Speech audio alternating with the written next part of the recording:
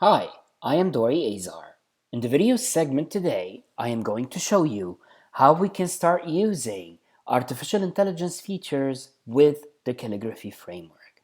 Calligraphy comes pre-packaged with a bunch of algorithms and models and machine learning models that you could use in order to do multiple different things and very powerful things with the calligraphy framework. I am currently on the documentation of calligraphy, which happens to be in the wiki on GitHub of the calligraphy quill page. And everything that I'm going to be showing you today is actually mentioned in the documentation. The documentation describes exhaustively all the capabilities and features that could be done with calligraphy, and the part that we are concerned with today is the second chapter of this documentation, which is about artificial intelligence, and we're going to primarily be interested in the machine learning section, which happens to be section 3 out of the AI and calligraphy section. So I'm going to go in there just to get it started. And the way maybe we should start doing is explaining a little bit how the framework that comes out of the box with calligraphy, how it's built, and what it really, or what the philosophy of it is.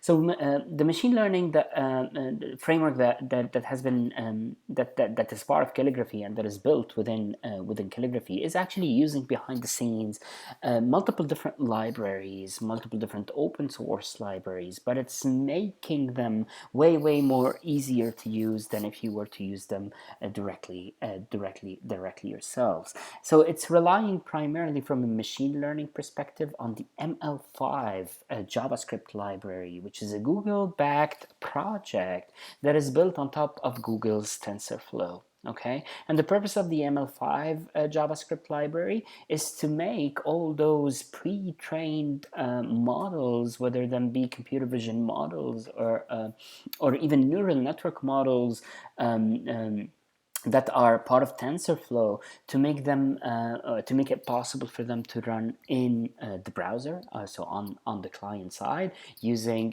languages that people are web languages that people are familiar with, such as JavaScript.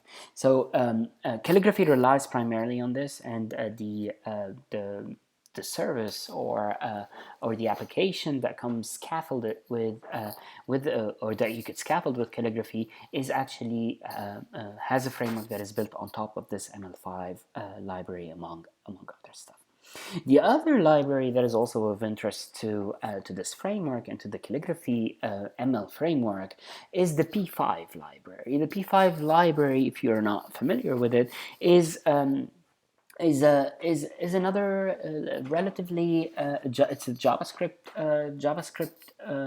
program, or it's a JavaScript application that kind of makes it easy to create user interfaces without necessarily having to deal with HTML itself. So through JavaScript, you can very nicely, using a very elegant language, meaning literals, that you could build typical UI elements without having to deal with all the logic behind the scenes. So the P5 library is actually meant for data visualization people, for artsy people who don't necessarily want to get into the nitty-gritty aspect of coding, to be able to do it, to create user interfaces quickly without any difficulty.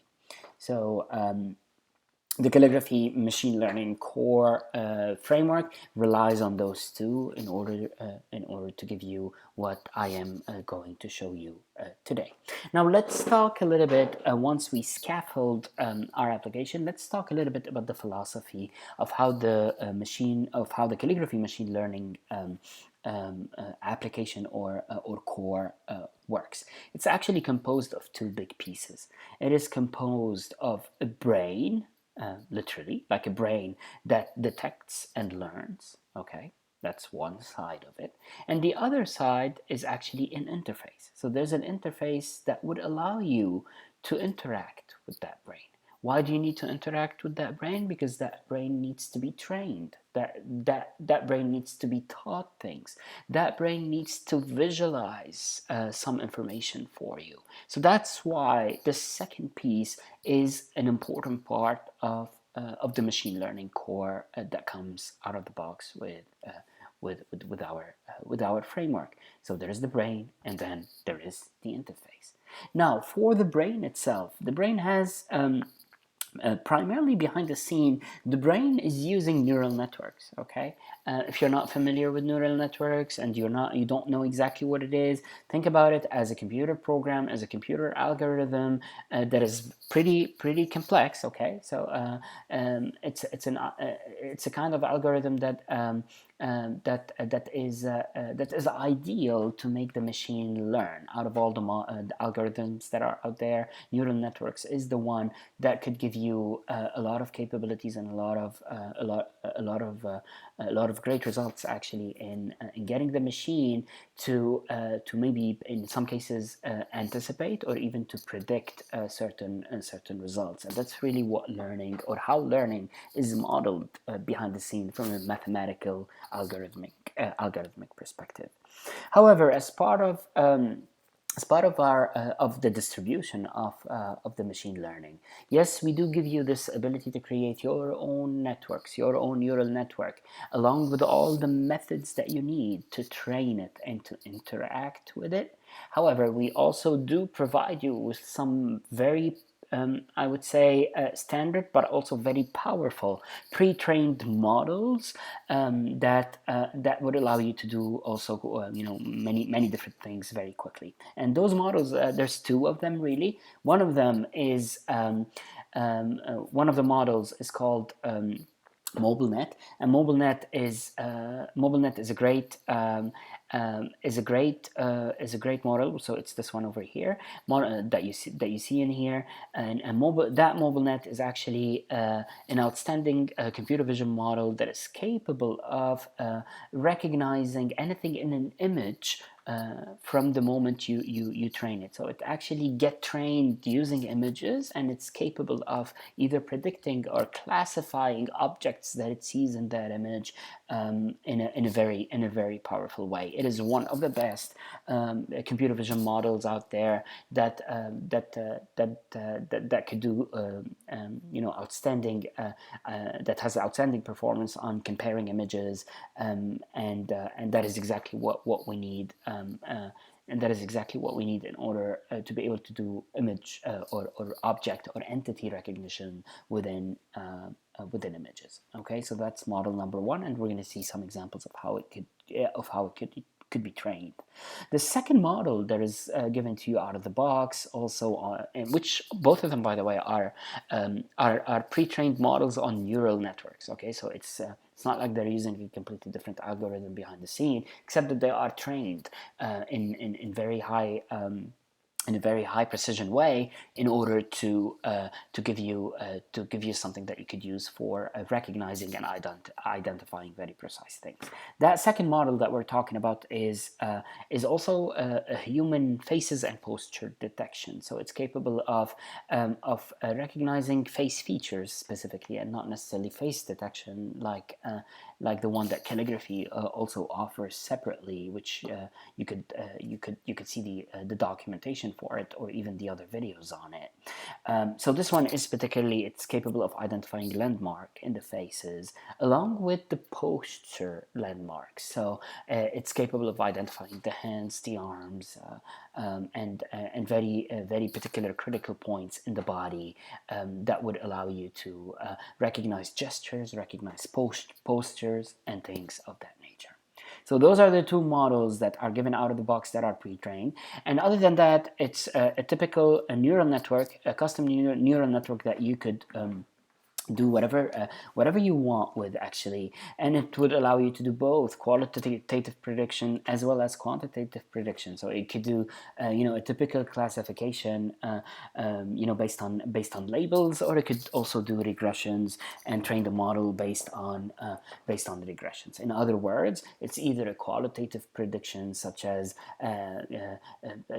identifying particular postures by label. So that would be the equivalent of a qualitative prediction, where you take the data points but you label them, or you take a certain composition or a certain a configuration from points or from images, and then you label them. So the output itself is more of a qualitative output than a quantity. Whereas the other model, which is the quantitative prediction, which is typically a regression, those are numbers, okay, are prediction of numbers. So you could predict the temperature for in the future, or you could predict a price of a stock in the future, and so on and so forth. So all those need less natural numbers and not discrete numbers in order to perform the prediction, and that's what regression is all about. Okay, so that's the brain. So it is a brain that is capable of detecting. That's a brain that is capable of learning. That's the one side of the story. The second part of the story is the interface itself, and in the framework that Calligraphy delivers to you, you have the possibility to visualize some of that information that the brain is giving you. So you can visualize, for example, in the case of feature detection or posture detection, you could visualize the data points, or you can visualize the skeletons, meaning it's a line that gets thrown on top of the shoulders or the body, or even the face features. Okay, so that's a possibility to draw as the detections are being made. This capability of drawing on top of a Canva, in order to do that, is provided to you by the framework. Okay. And the second ability is to use the P5 in order to build the UI around those detections. So you can, and by UI I mean user interface. So you can have you can create buttons, drop downs. You can create forms and things of that nature that could help you be more explicit on what certain actions you want to do with the brain. All right. So those are the two main pieces, and that's really the philosophy of the machine learning framework that comes or that Calligraphy built for you. Now, in order to simplify a little bit how to approach and how to start using these without overwhelming developers with all the mathematical paradigms behind the scene. Of course, this whole idea of of the brain and the interface is provided to you in an easy to use framework, and it's very well documented in terms of the methodologies and the methods and the features and functions that you can use with. Which, if you scroll further down, or even further up, sorry, over here, you have descriptions on what potential methods you could use within each of the brain, as well as in terms of visualization purposes. For the P5 itself, so the P5 library, you can go to the P5 website, which is also referred to from this documentation, to really know exactly what you can use, or what methods or capabilities you can do with it. Now, back to my point, where I was trying to say that we're trying to simplify all this for you. So Calligraphy comes out of the box with 3 potential code patterns. Those code patterns have different intentions and different objectives. They all kind of follow the same structure, and they use the same methods and capabilities from both the brain and the interface, but they have a different twist or different perspective to them. One code pattern is about the detection and the visualization. So this one particularly uses pose detector So the poster detector, meaning feature detector, one of the models that pose detector, not feature detector, that comes out of the box with calligraphy, which we will see in a while. And that's the one that detects, face features, human face features, and postures. And really, the purpose of it is that it detects and it visualizes the detection. So this is an example of a model that was already created and already pre-trained, and all it's doing in here is it's getting loaded, and it's detecting or classifying what it sees from the video, to try and detect. To detect the body and visualize them on the screen. So this whole aspect, this whole code pattern is always the same.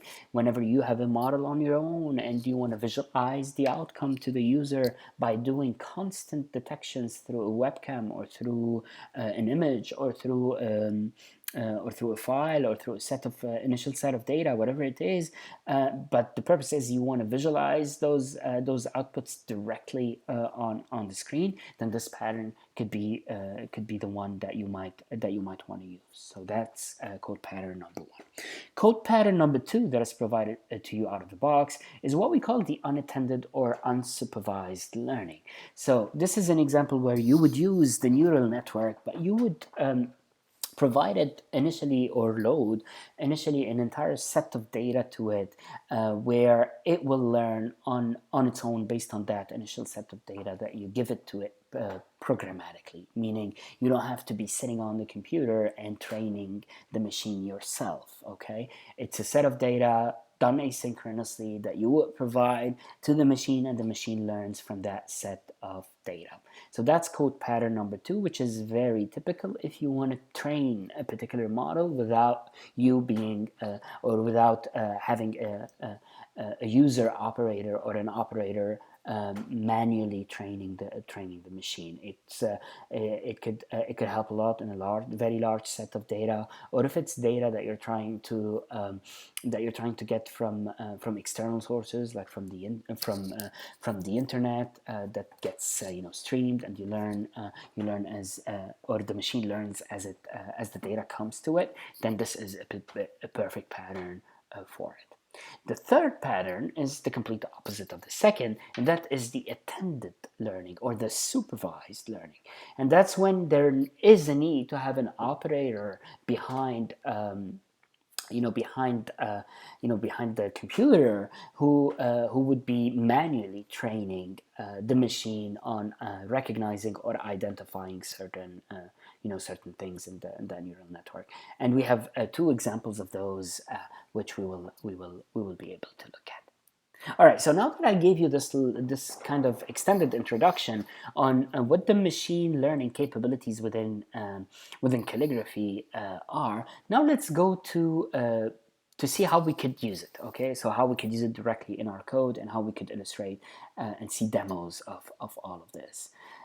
In order to do that, calligraphy gives you the ability to scaffold an entire machine learning application that you could start using, and it has already those code patterns with particular code examples given to you that you could start using, and then manipulate them to your need, instead of starting directly from scratch.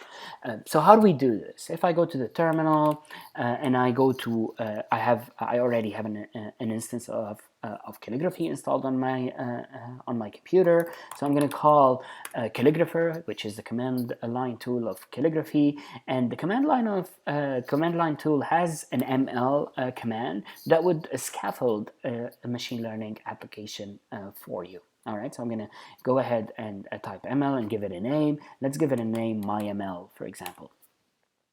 Okay, so now it did create the application for us. Now let's go to the code to see where this application got created. And just like any app that gets created with the calligrapher tool, they mostly, if they happen to be JavaScript applications, they end up being in the public folder. So inside the public folder, now we do have a new folder that appeared called MyML, and then it has, the scaffolded application with all of the examples and the code patterns that we just talked about. So now, how do we see this? How can we access this application and see it on our browser? And just like most again of the application that we create with Calligraphy comes with a prepackaged routing mechanism that gives you immediate access to those applications that get created or that get scaffolded using Calligrapher. Okay, if it's a typical app or a typical Vue app, then it would be under apps. If it's a bot, which there are other documentation and videos about that, they would be under bot. And specifically, if it's a machine learning app, it would be under ML. Okay, so anything that gets created with the ML command ends up, being routed to this ML endpoint, and you would append to it the name of your application, which in our case happens to be MyML. So now let's go to the browser. Since we've seen all this, let's go to the browser, do localhost, do my calligraphy, which is the name of our calligraphy instance, and then we're going to do ML, and then we're going to do MyML. Okay, to see what it will give us out of the box. And here we go. Very soon you're gonna see me, because that first application that is out of the box is really the detect and visualize code pattern. And you might see that I out of the box there's this fun thing where it draws a larger circle on the nose specifically.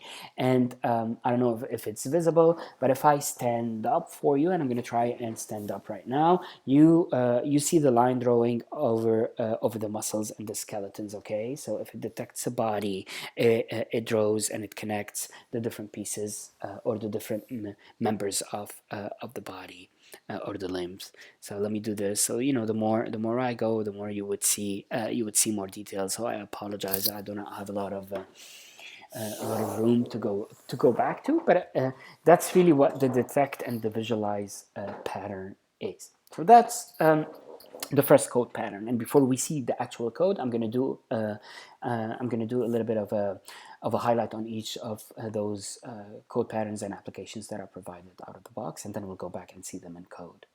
Now, if you notice, so this is the one that comes out of the box. Now, there is a way to specify the particular apps that we're looking for. So one of the apps is a feature extractor, pose. So we have three: feature extractor, pose detector, and neural network. And the fourth one is the one that comes out of the box, which is the detect and visualize.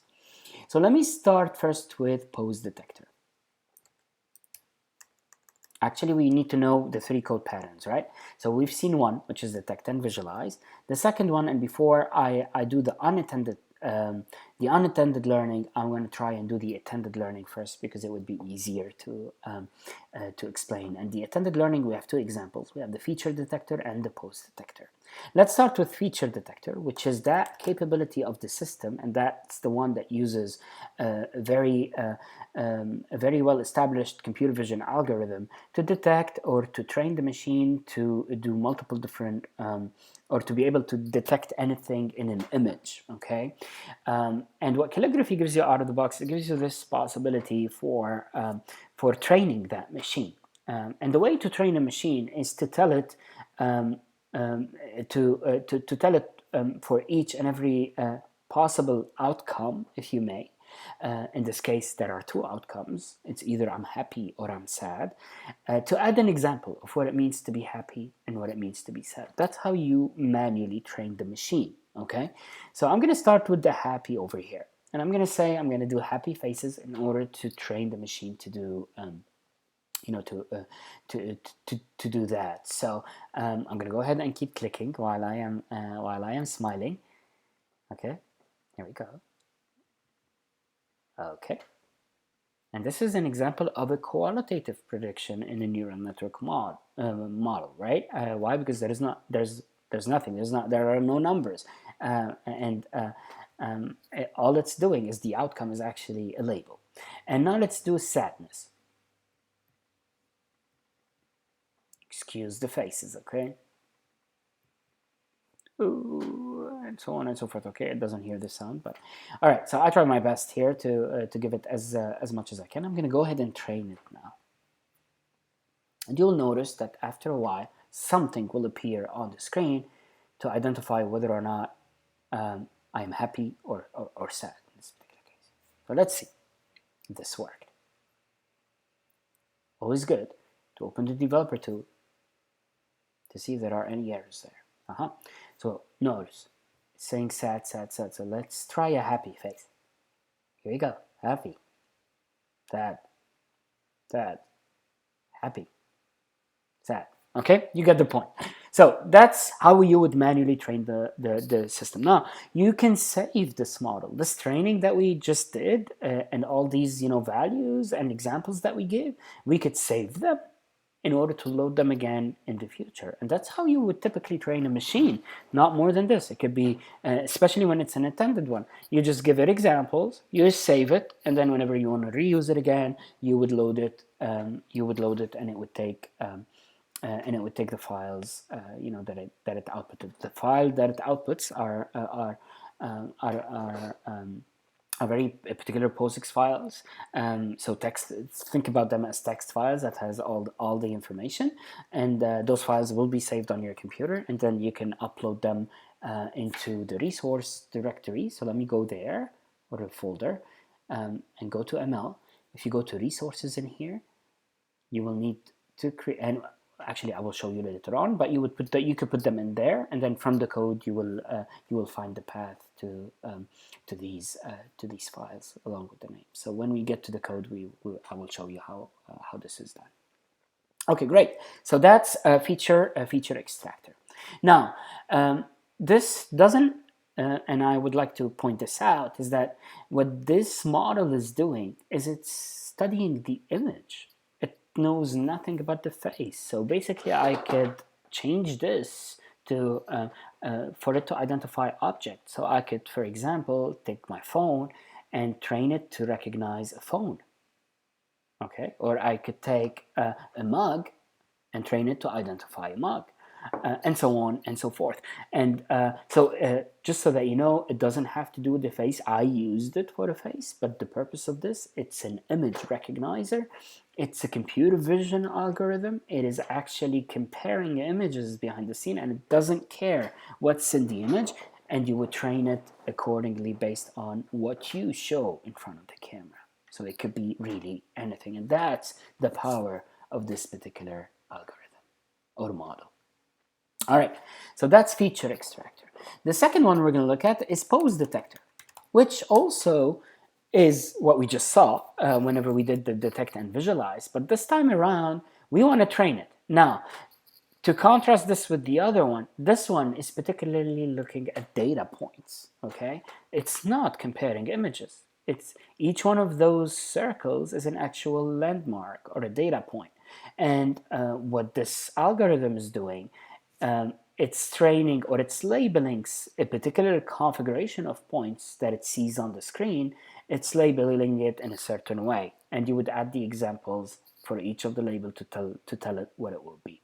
Now, I'm not going to be able to do crouching and standing, so I'm going to change the code a tiny little bit. So instead of crouch and stand, we're going to do something like go left and go right, or something of that nature. So let me go in there, and like this, we'll start to see some of the code in there. And we need to go to pose detector. Okay, so this is the HTML, nothing too fancy about it. And the script is actually for pose detector, and for all of them is actually a typical JavaScript in here. And what I'm going to do, and I will give you a structure of the JavaScript a little bit later, but what I'm going to do now is I'm going to change the UI to change this to turn to head right and head left instead of crouching and standing. I'm going to go ahead and we're going to start it again. All right, so now we have head right and then head left. Let's wait for the camera. Okay, so now let's start taking captures and helping the system train on this. So I'm going to first go to my right. Okay, so here's my head on the right. So I'm going to start adding examples, and I'm clicking here. Okay, this is my head right. head right, head right, head right. Okay, that's enough. And now I'm going to do the head left. Okay, let's go there. Notice that my camera might be a little bit shuggy just because we're recording at the same time. But remember, it shouldn't matter that much because at the end of the day, it is actually taking the data points and not images, not comparing images themselves. All right, so I think I got enough samples here. What I'm going to do is I'm going to go ahead and train it. And let's give it a little bit of time. Always open the developer tool. Well, in this one, actually, it does show you a graph, and this is called an epoch graph. And the epoch,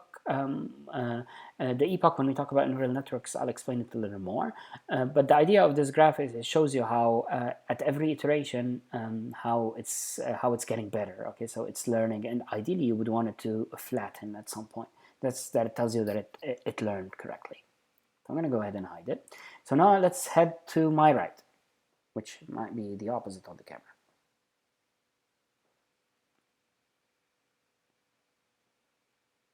Let's head left, sorry. And now let's go and head right.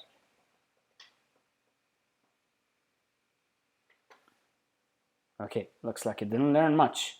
Or is it stuck? It's stuck. It is stuck. Okay, give me, let's refresh it. Let's take less samples this time around. I took a lot of samples, so let's give it less. It's good that, you know, when we do things sometimes live, that's what happens. So let me head right and take 3 captures here. 1, 2, 3. Okay, now let's switch it to head left. And let's do 1, 2, 3. Okay, now let's train it.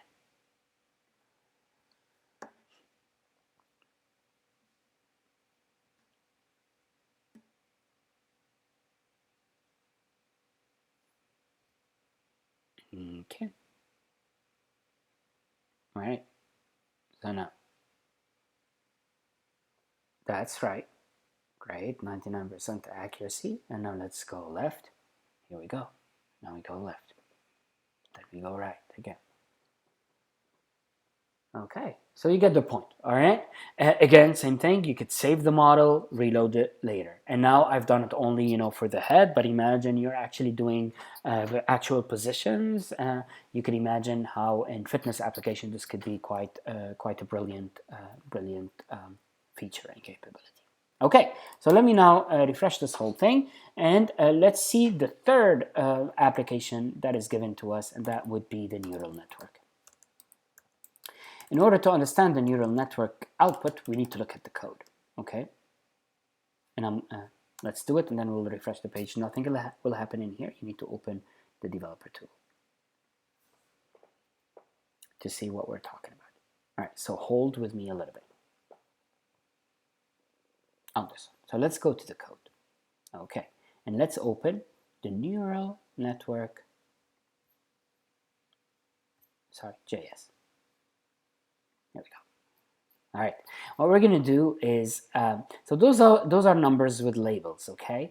And ideally, what I'm going to try and do here, I'm going to go ahead and, okay, I'll explain this to you. The way a network works, first of all, you need to instantiate the network, which is, you would use the ML core, and you will define properties of the brain. So the type is neural network, and you will provide it with options. It's a neural network with how many inputs? In this particular case, we are trying to detect colors based on the RGB values, okay? So in this case, you know, red, green, and blue, and then the output of them is either reddish or bluish. So we want the network to either classify color as a blue or a red, or bluish or reddish, based on the training that we're going to do directly in here. So remember, this is an unsupervised training, so we are providing it with a data set already to begin with. Now, since this, so I have 3 inputs, I have 1 output in this particular case, because the label is either going to be red or it's going to be blue, okay? I'm going to turn debug true, which happens to be that graph that we see in the output. And in terms of what kind of of algorithm or a kind of a task to be done, it's either a classification or a regression. In this particular case, since I am labeling a configuration, it is a classification. Okay, it's quite discrete, so I don't need to do a regression. Now, I might switch it to regression just because maybe in some cases, since we have numbers here, it might actually help us be more precise. But it's not necessary to go through a regression in this particular case. Okay.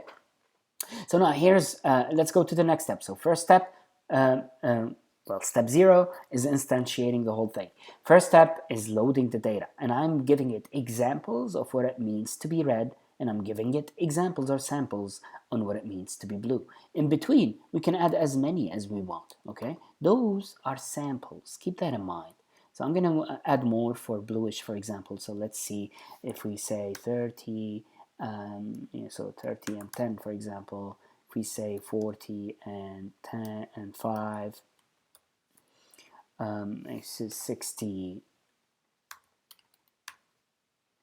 and 20, 100, and let's add a little bit of green here, 10 and 5 or something like that. Okay, so how many I have for blue? 1, 2, 3, 4, 5, 6, and I'm gonna try and do the same thing for the red. And I'm just changing here the values for let's say 100 and then 50 and then 40, and then let's add 5 over here, let's add 10 over here, let's add 20 over here, and let's add 30, and then maybe over here let's do another 10 or something like that. Okay, great. Now notice that my input are still 3 because the input is R, G, and B no matter what the sample is. So I can have 100 samples or I can have 6 samples. The inputs are the same and the outputs are remain the same. Awesome. Now the second step in all this is we need to add this data to the network. So we need the network to be aware. We're going to start training the network based on this data. And in order to do that, you will take each of these inputs, R, G, and B, and then you take the output and you add the data to the brain. Okay? Adding the data to the brain means the neural network is now starts knowing what you're talking about. But that's where you classify what an input is versus what an output is. Okay? And then you send both inputs and outputs to the data. Great. Now your network is aware of that loaded data. Now the second piece that needs to be done, which, sorry, is the third step that needs to be done, especially if you don't necessarily have the same amount of samples for both red and blue, I would recommend that you normalize the data. Normalizing the data would bring it to a point where even if you don't necessarily have the same samples for each of your inputs, the mathematical model behind tries to bring it to a common reference in order to make the necessary calculation. Great. Step number 4, that's when training starts.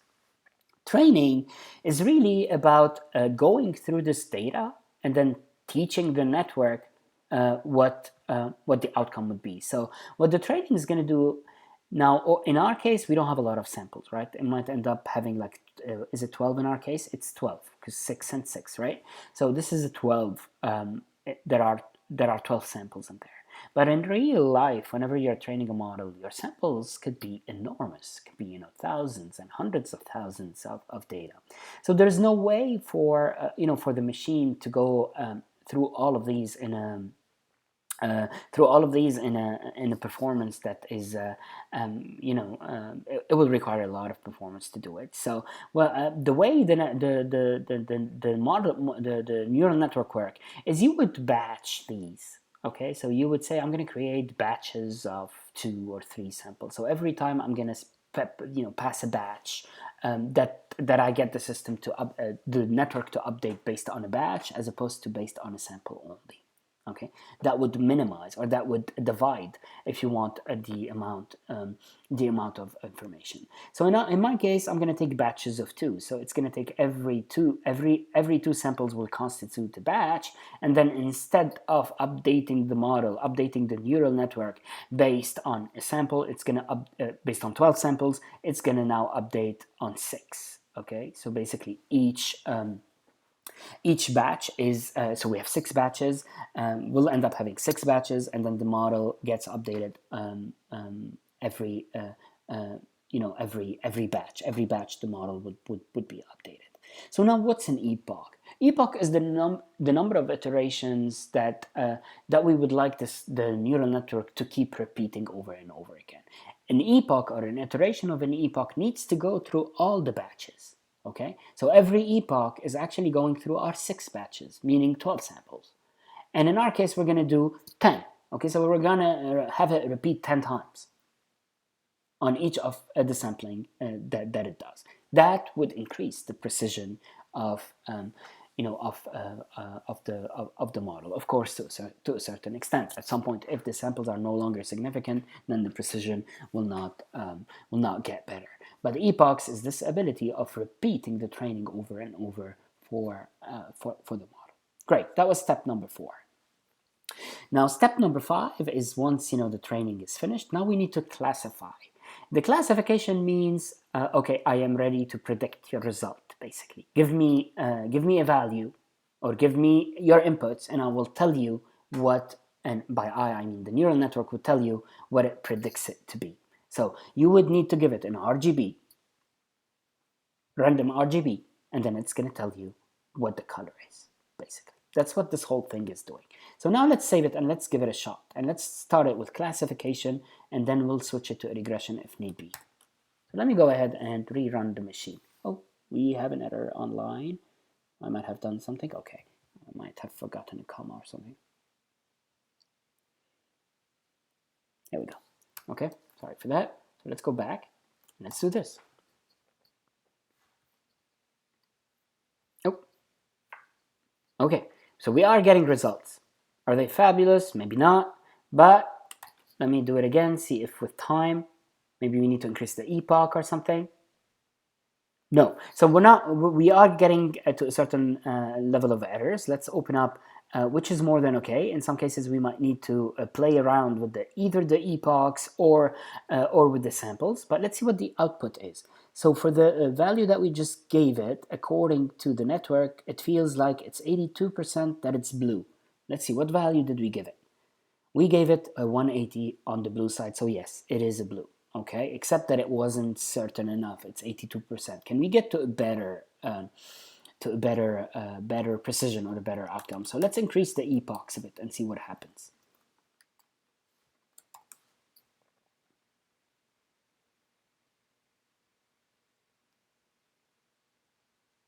All right, you'll notice that it is getting better. Let's see, are we still at blue? Yes, 82% still on blue. So it is getting better, but we're still not there yet. We could keep increasing. Maybe we change the batch size a bit. So instead of having a batch size of 2, how about we batch it? We do every 6 together. We do a batch.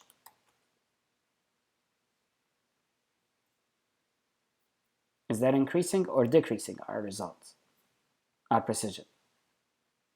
Decreasing our precision, okay? Of course, because now we're batching in different ways. So maybe let's do 1. So let each sample be a way for the model to update. It definitely increases way more our results. So ideally over here, maybe the confidence is a little bit higher, okay? So we are at 99%, which makes sense because now we have more examples, or the system has more examples to work with. So let's change this now. Let's make it, I don't know, 50, and then 50 and 5. Let's see what this result would give us. 50 on red and 5 on green. Is the system going to be intelligent enough or not? All right, we see that, yeah, it did get somewhere.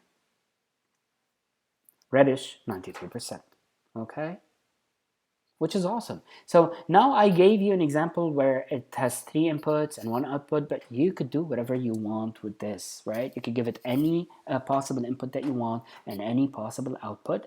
And in this case, we use classification, which is labels. You could also use regression. Let me show you, for example, if we use a regression, it's not going to lead to an error. In fact, it might make your prediction a little bit smoother if we think about it. So let's look at it. Notice the precision is way better with regression. Why? Because we have numbers. So even at the input level, so even if at the end the label in itself is a discrete value, the inputs are numbers. So most likely it could calculate, it could do better calculation for the colors. So I would always advise you to try. Okay, if you either have inputs in numbers, if you have inputs in numbers or outputs in numbers, try the regression.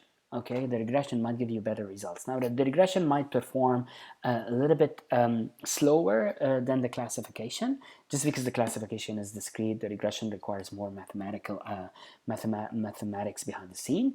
But if it gives you good results in such a speed that we just saw, specifically in an example like the one we've been using, why not? Okay. So voila. I mean, this gives you, I hope, a little bit of a highlight on how things are done in using the calligraphy machine learning framework. Now we've seen the opened neural network that allows you to create any custom model that you would like. Let me go back now and take a look at some of the basic things, especially if you want to include the UI. And I'm just going to probably give you a way to understand the overall structure of the code. So there's always an instantiation of the brain. Okay, the brain happens to use ML core, and you would instantiate it in different ways depending on what you want. If you want to use neural network, you will need to provide it with the brain.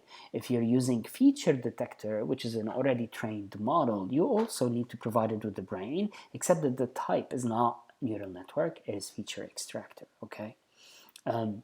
If it's pose detector, you do not need to provide it with any brain. In fact, in the background, it is a neural network, but just take the one by default, and it will do it for you. So pose detector is out of the box, automatically ran for you from the moment you instantiate the brain. So there's nothing else that needs to be done there.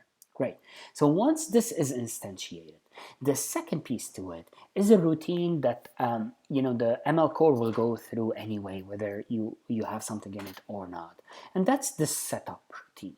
The setup is the area where you would if you want a UI, a user interface to interact with the brain, then you will need to set it up as part of this routine. So this is a perfect timing to do this handoff to P5. You will need to explicitly do a handoff to P5 if you want to use P5, and it is done in this setup routine.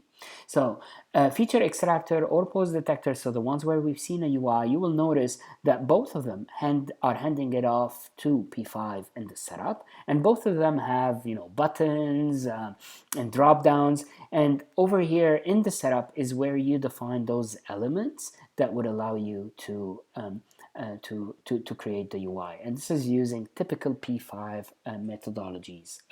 So basically, most of the P5 would be used in the setup routine, especially if it's buttons and drop downs and things like this. And of course, if it happens to be a button, then you will need to listen to certain events when the mouse is pressed, or when the drop down is selected, and so on and so forth.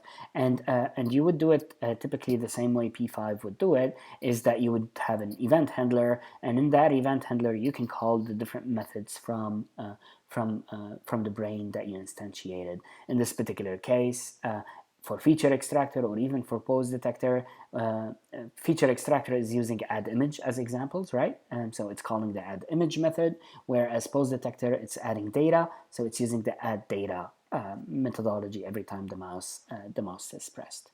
Okay.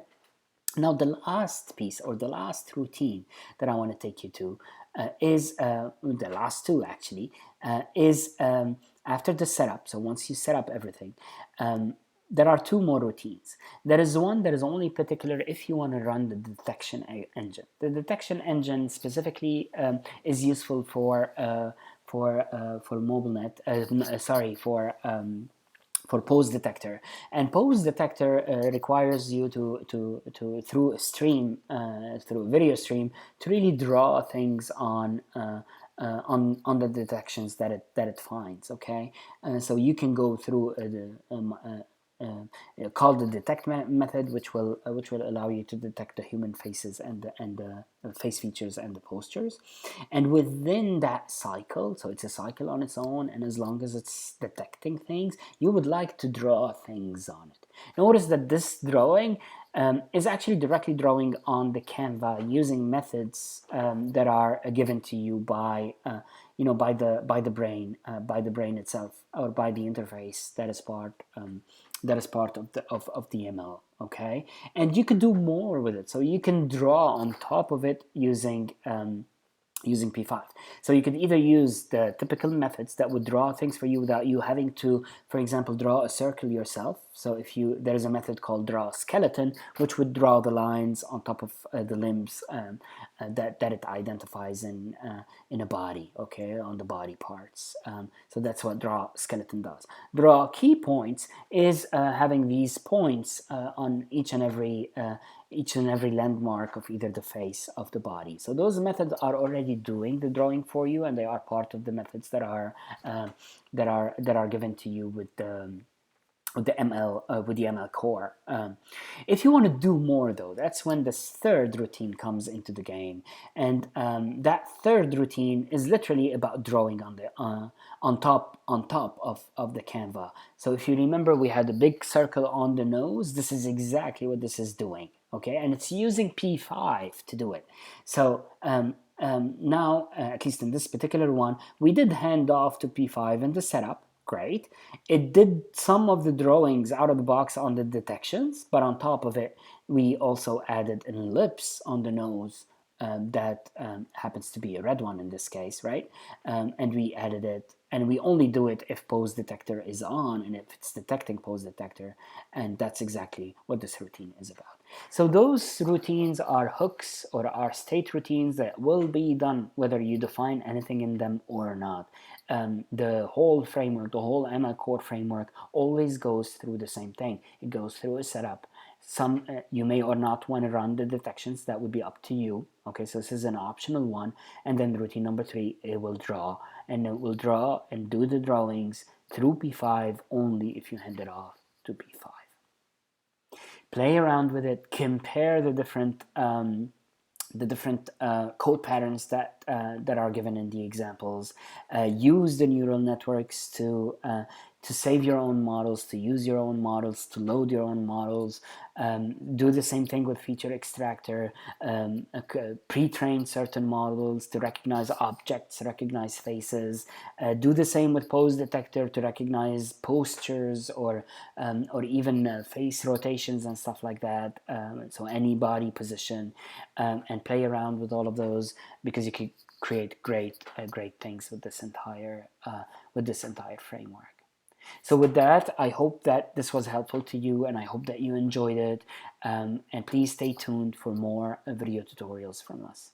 Have a great one.